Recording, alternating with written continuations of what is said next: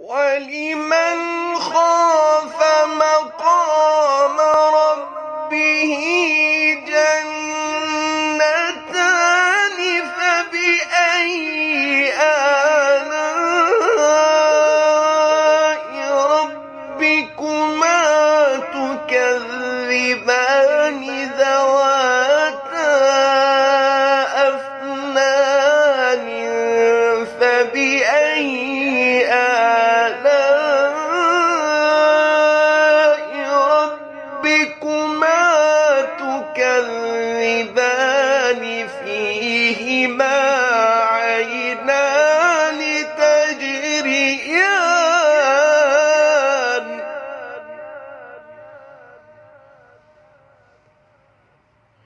فَبِأَيِّ آلَاءِ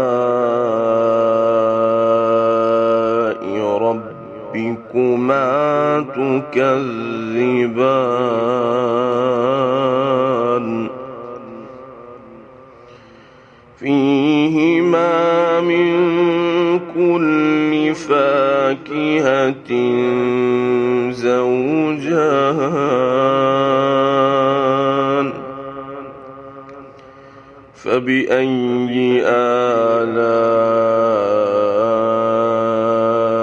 رَبِّكُمَا تُكَذِّبَانِ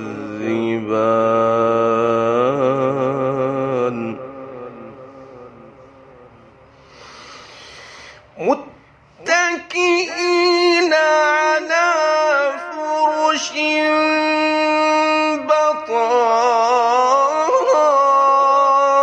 بَطَائِنُهَا مِنْ إِسْتَبْرَقٍ وَجَنَى الْجَنَّتَيْنِ